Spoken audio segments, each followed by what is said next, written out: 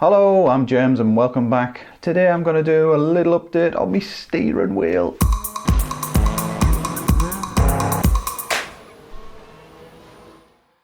Yes, it's finally coming along. So what have I got on with since the last time I put a video out? Well, I've had a go at the handles on the front because I wasn't happy with them. Well, for a start they weren't flat and they wouldn't fit, but I wasn't quite happy with the retention mechanism.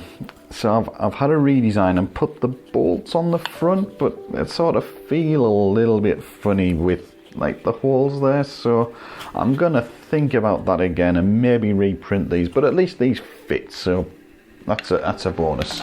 So one of the things I've really sorted out this week is the button holders, because this seemed to be the key to getting everything else in the right place. Once those buttons are all in the right place, then the rest of the project can all go together. So this sort of, I mean, it's weird, but the buttons on the front ended up being the linchpin of the whole project. So yeah, they are now all in place and ready to go onto the wheel. So I'm quite happy with that. The nuts on the back are in the right place now, so you can screw them right into the holders, which is really handy. That makes them really solid. They are ready to go on, so very happy with them. Then the next part that I tackled was these. This is the back plate and the back box. This sits at the back, stops any wires, just in case a wire did come loose, stops it getting onto the metal and causing any problems. So it's fairly important, I suppose, but it also has a few other purposes. It holds the little Arduino Nano, and it holds this connector on just here. This connector holder was far too tall. Wouldn't let this go over the top. This hole in here for the connector to go through was just too small. I had to round that out. So they needed addressing.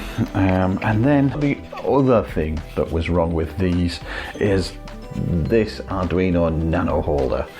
It's just in the wrong place, and when you put this on top of here, you had to push this part here right out the way, which ended up well, snapping it, breaking it, and became pretty useless. So these have now been reprinted. So this was my first attempt at printing out the back plate, and I trimmed down this so it was a bit shorter, chopped off a few bits just to make sure the fit was dead easy. It wasn't just catching like it was before, and I sorted out this, well, I thought I sorted out this Arduino Nano holder, but it was just a little tight and just wouldn't quite fit over. I took it away, started again.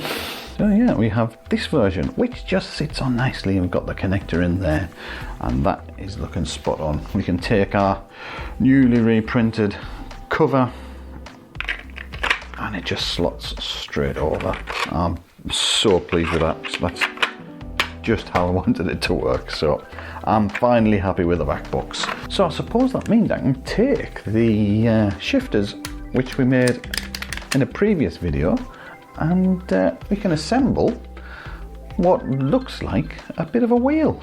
So here we are with all the bits. Let's see if we can put it together and actually make something that looks a little bit like a wheel. Well, I've got this boss. This is going to connect the whole wheel onto the direct drive wheel, so that's a bit of a must. Then we've got this, which is the shifter boss, so we can stick that straight on the top of there, line up the holes. So then, seeing as though we're building it backwards, I want to take this and place it on. Then we can stick our micro switches in. Then we can take our little screws and they can go, we turn this here straight in the side and hold both the cover and the micro switches to the boss. Possibly a little awkward that. That's that on there, that on there. And then we need to stick our connector on there and stick the Arduino in. No doubt that's going to fall off because it wants a little bit of hot glue when it's on there for real, but that'll do for now. Then we can put the back plate straight on. lovely. 2 big bolts. These would go through. These would normally go through here like that, so that where the big aluminium plate goes through, and these would go through the middle on there. But for today, we'll just get these in. There's one.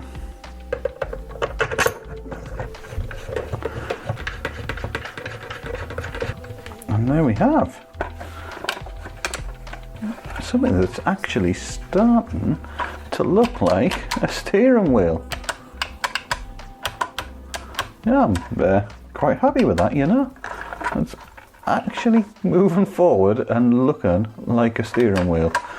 When we get this drilled, this is going to be absolutely spot on. Thank you for watching this DIY GT steering wheel project. I know it's taken a while, but we're getting there, and we're going to have a steering wheel to use at the end.